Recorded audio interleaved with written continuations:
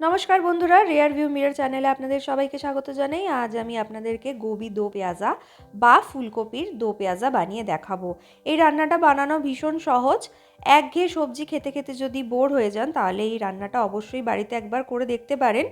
Guarantee দিয়ে বলতে পারি বারবার বানিয়ে খেতে ইচ্ছা করবে। আমি প্রথমে ইন্ডাকশানে কড়াই বসিয়ে দিয়ে 1.5 টেবিল চামচ সর্ষের তেল দিয়ে তার মধ্যে ফুলকপির টুকরোগুলো দিয়ে দিয়েছি। বেশ ভালোভাবে নাড়াচাড়া করে নেব।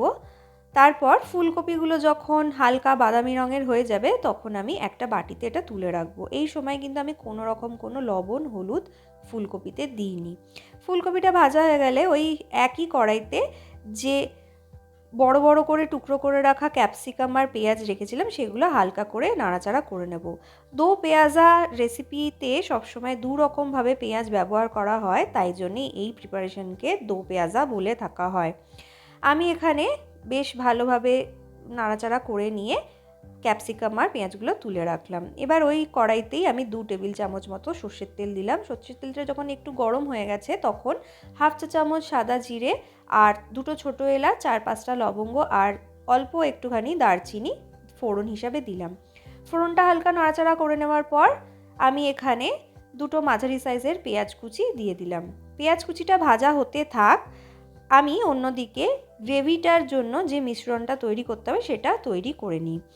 আমি এখানে 4 টেবিল চামচ ফ্যাটানো টক দই নিয়েছি। এটা কিন্তু একদম কমপ্লিটলি প্লেন ইয়োগার্ট বা নর্মাল যে টক দই পাওয়া যায় সেই টক দই 4 টেবিল চামচ ফেটিয়ে নিয়েছি। তার মধ্যে 1.5 টেবিল চামচ আদা রসুন বাটা দিয়েছি, 1/2 টিস্পুনের থেকে একটু বেশি লবণ দিয়েছি আর 1/2 টিস্পুন হলুদ গুঁড়ো দিয়েছি, 1/2 টিস্পুন আমি এখানে দিচ্ছি ধনে গুঁড়ো, 1/2 টিস্পুন দেব জিরে গুঁড়ো। এখানে যে মশলাগুলো ব্যবহার করছি এর অতিরিক্ত কিন্তু আর কোনো মশলা আমি দেব না। 1/2 টিস্পুন শুকনো লাল লঙ্কার গুঁড়ো দিচ্ছি, 1/2 টিস্পুনের থেকেও কম দিচ্ছি গরম মশলা গুঁড়ো আর 1 চিমটে মতো দিচ্ছি জায়ফল গুঁড়ো বা নাটমেগ পাউডার।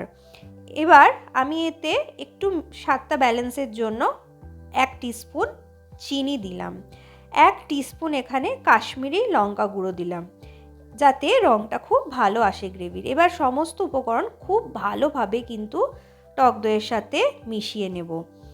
এই মিশ্রণের বাইরে কিন্তু আর কোনো মশলা আমি আর ব্যবহার করব না। পেঁয়াজটা দেখুন বেশ লালচে করে ভাজা হয়ে গেছে। এবার এর মধ্যে দইয়ের যে মিশ্রণটা বানিয়ে রেখেছিলাম সেটা আমি দিয়ে দিচ্ছি। দইয়ের মিশ্রণটা দেওয়ার পর কিন্তু ক্রমাগত নাড়তে থাকতে হবে যতক্ষণ না তেল মশলা থেকে বেরিয়ে আসছে আর মশলাটা পুরোপুরি কষে যাচ্ছে। তেল যখন মশলা থেকে বেরিয়ে আসবে আর মশলা যখন প্রপার কষা হয়ে যাবে তখন ভেজে রাখা যে ফুলকপির টুকরোগুলো আছে সেগুলো আমি মশলার মধ্যে দিয়ে দেব।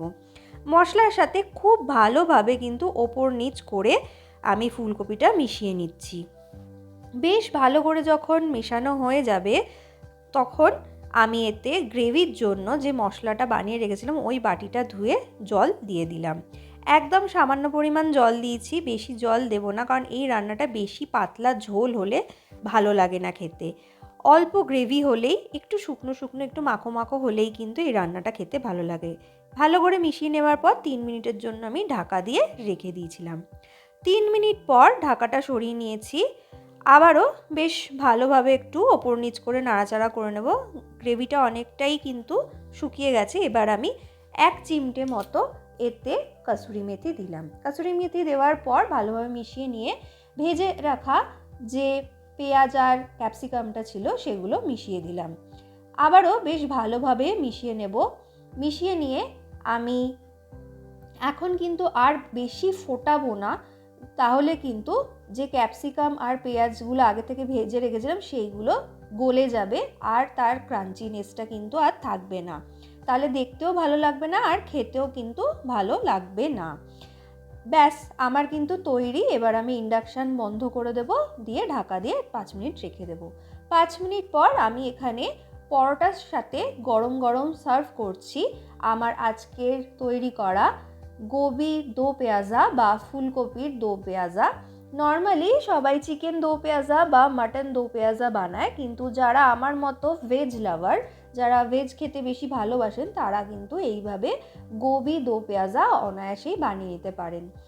কেমন লাগলো আমার রেসিপি আমাকে কিন্তু জানাতে একদমই ভুলবেন না। এটা আপনারা যে কোনো দিন, যে কোনো বাড়িতে যদি কোনো অনুষ্ঠান থাকে বা কোনো গেস্ট আসে, বা যে কোনো দিন আপনারা ডিনারে বা লাঞ্চেও এই রান্নাটা করে নিতে পারেন। এই প্রিপারেশনের সাথে আপনারা প্লেন রাইস, ফ্রাইড রাইস বা পোলাও আপনারা খেতে পারেন। রুটির সাথেও খুব ভালো লাগে, তবে সবথেকে যদি বেশি ভালো লাগে সেটা হচ্ছে পরোটার সাথে। আমি এখানে পেঁয়াজের স্লাইসের সাথেও সার্ভ করেছি। আমি আশা করব আমার রেসিপিগুলো আপনাদের খুব ভালো লাগছে। আমাকে কিন্তু কমেন্ট করে জানাতে ভুলবেন না। প্লিজ চ্যানেলটা সাবস্ক্রাইব করবেন। ধন্যবাদ।